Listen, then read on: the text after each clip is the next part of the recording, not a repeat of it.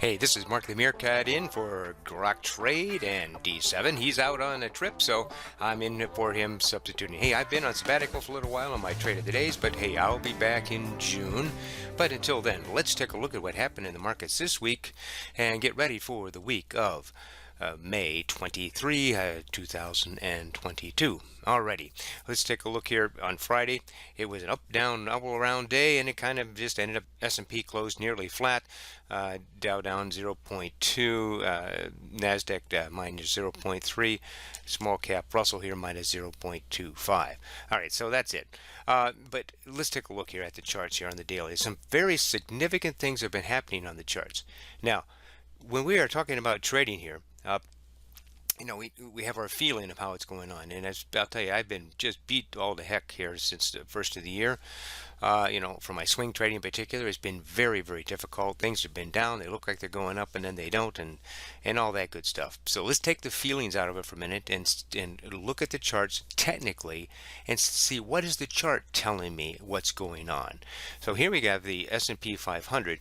If you look back here in February, it was in a falling wedge, which is a bullish position, and it broke out and ran up here for over 3 weeks, and then it's been falling ever since. Well, and it's also in a falling wedge, which is a bullish position if it were to break out here.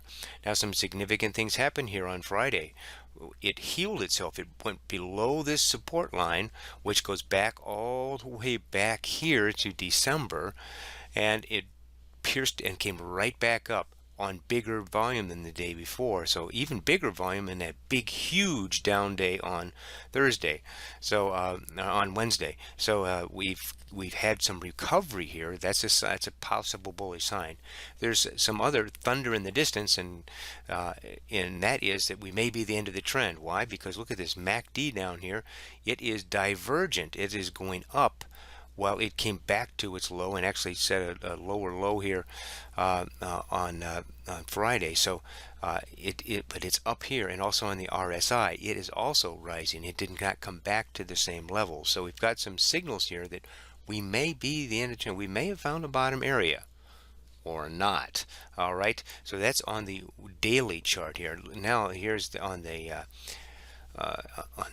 Dow Jones Industrial Average. It too is in a bit of a falling wedge, but it broke its support line on Thursday, and it came up and then hit its head right here at that trend line, which again goes back all the way here to November, end of November. So that could now act as resistance. Not sure. Nasdaq, which has been on a free fall here, it's in a falling wedge, and again, let's look at here. The MACD is doing what? It came right back here to these low levels. It set new lows on Thursday and Friday, but it's higher here, and it's also higher here. Now, this is not a swing low yet, but it's down to these low levels while it's getting higher on the MACD, higher on the RSI. That's a possible signal that things may be at the end of the trend. It's about odds and probabilities, folks. And I'm going to give you some odds and statistics here at the end of this that might concern you, and at the end of the end time, give you a little bit of hope we may be the end of the trend. So let's take a look at the small cap Russell. It has not been nearly as bearish as the other markets. Look, it's going sideways while everybody else was falling, but then here in mid-April, it decided to start taking a dive down as well. And but it is not in a falling. It's not in a falling wedge, unless you go all the way back here, and it's just not really that good. But take a look at its MACD, much higher, and it's getting a high. It's not a higher swing low yet. It has to have one more. It has to have two candles of higher highs and higher lows. It doesn't even have one yet, but it is significantly higher here, and also on the RSI. So this is signaling it may be the end of the trend, and it too dipped down and then healed itself back up on bigger volume. All right. Then we have the bank. Can't go in there without bank. I prefer bank. I know that Des likes to use the XLF, but we'll look at both of those. Look at bank, definitely in a falling wedge and getting higher and higher here on the MACD, and not so much on the RSI. So again, could be the end of the trend here if it breaks above this trend line significantly. And then here's the XLF, the financial ETF. We can't go anywhere without bank or the financials, folks. So again, it too, look at this. It's turning up here on a little stronger than on bank on the general financials here are moving to the upside. These are all on the daily charts. Then our friend the VIX, oh my goodness gracious, we're here. 26 has been the lowest part of this range, and it's been up to 35 area. It's just wangling around here. Now, we haven't been below 20, which is quote unquote normal. We're normally around 15. We haven't been back there since, what date is this? The last time we closed below that was on April the 4th. So for over 7 weeks now, we have been up back above that 20 and back. You look at over here, it was all the way back here in January the last time we were below it. So folks, this is a highly volatile market. It's been one of the most difficult quarters that I traded in since I've been an active trader here. You know, that's you know, because much of my swing account money is in IRAs, and so I'm not allowed to short the market. Yes, I can go with bearish ETFs, so I've been doing some of those strategies. Alrighty, and then oil. Let's just take a quick look here at oil on the daily. You know, it ran up here, sitting around this 80 mark, but now look at this. This is a nice symmetrical triangle here. Yep, right there, and but it's back on. It's rising again. Oops, whoops. Sorry, it's rising again here now. Let's see here. That's a swing low there. So we're in this symmetrical triangle here.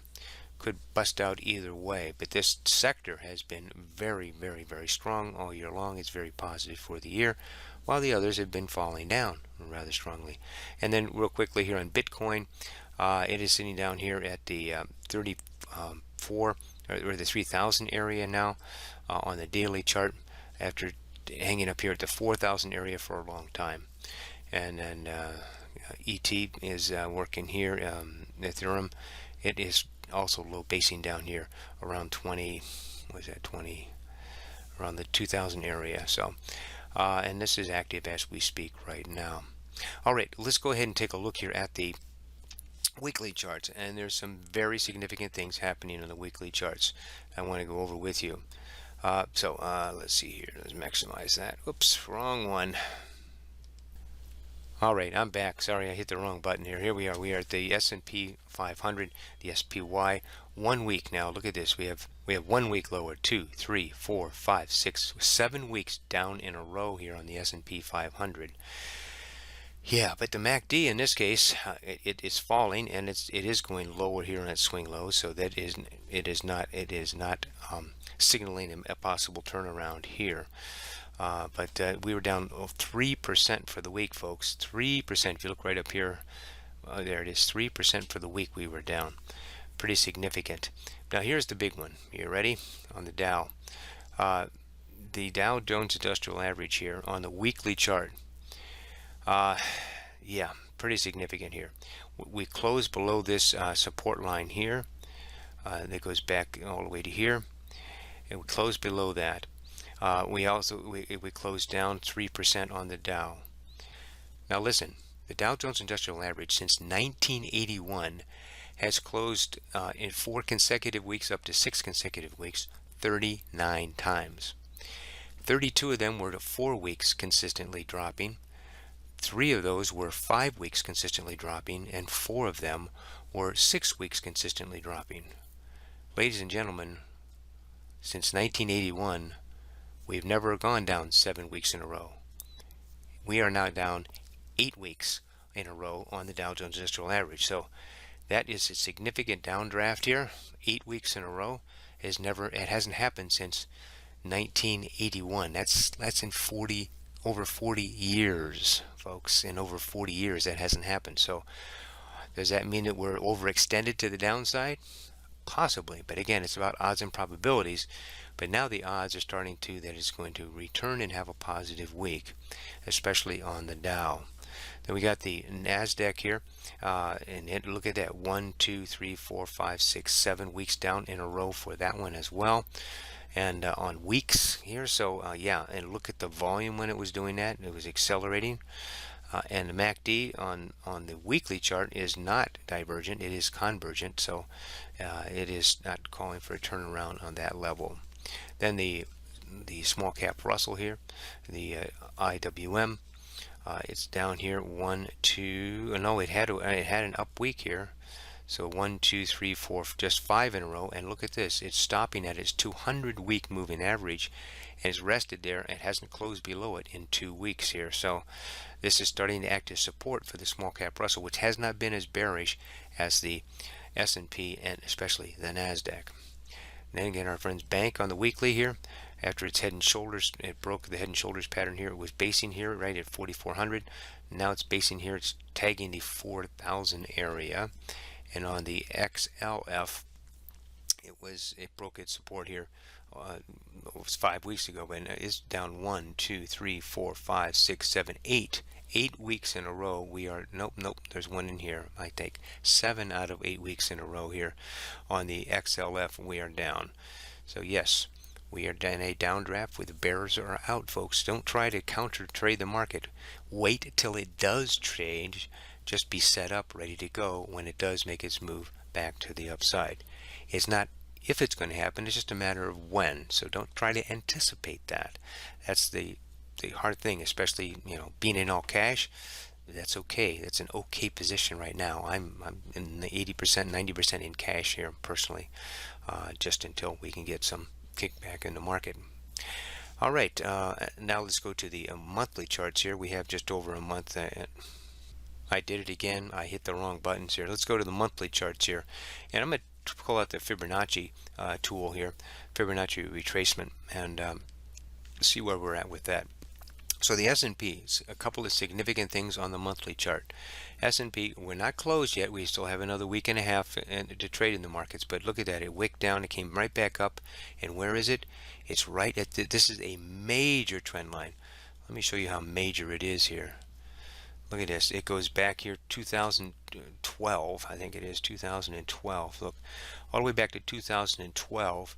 It came right back to this line here. Again, it was resistance all this time until it broke out here in 2020, and then and now it's right back to this. Now it is what was once resistance could now be possible support. This is what we call a major trend line.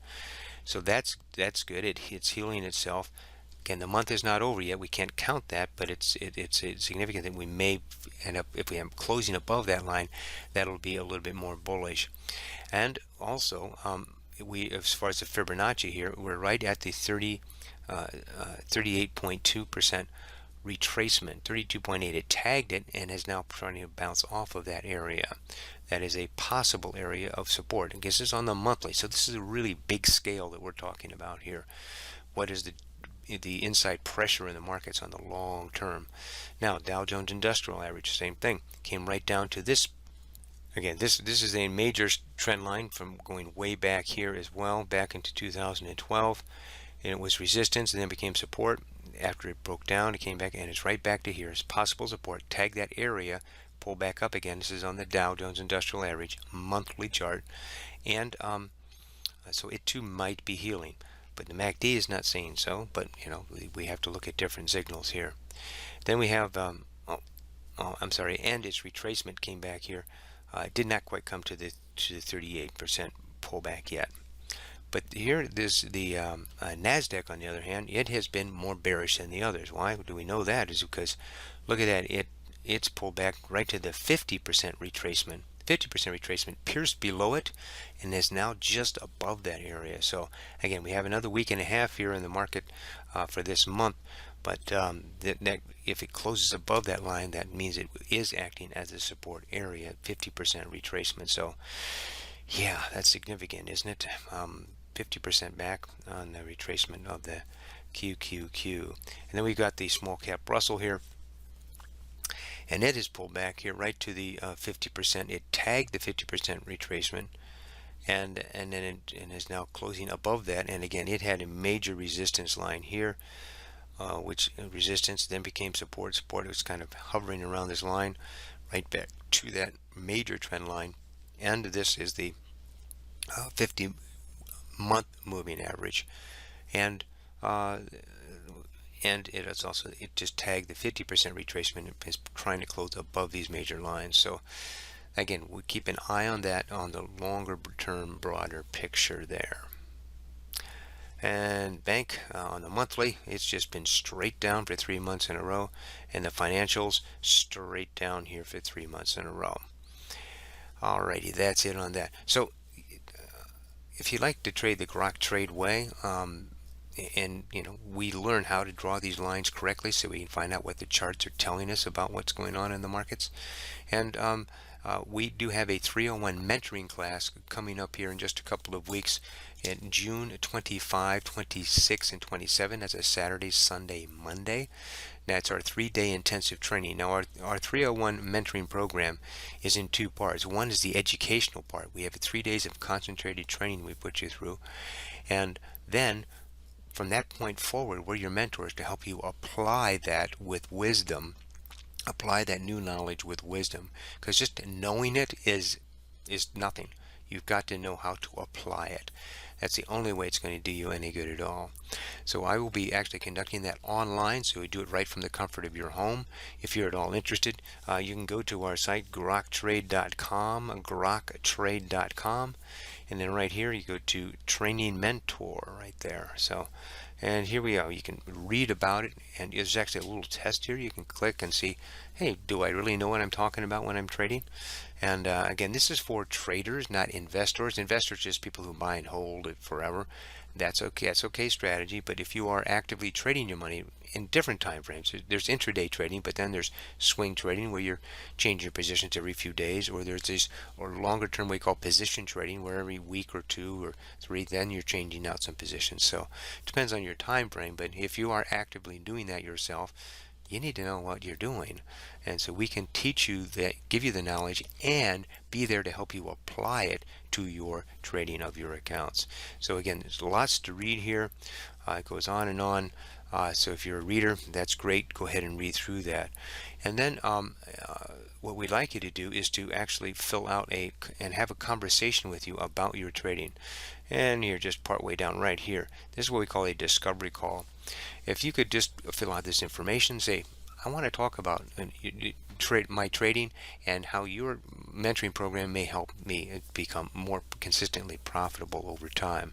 So do that, and we'll say it's not a sales call. It is simply a discussion about your trading and our program, and we'll answer any questions that you have at that time. This is Mark the Meerkat. As Dr. Mike from my Grok Day Trading chat room used to say, hey, when we begin to lose money, our human nature is that we want to add more risk. Have the discipline to resist this losing strategy. Trade well, and may your winners run.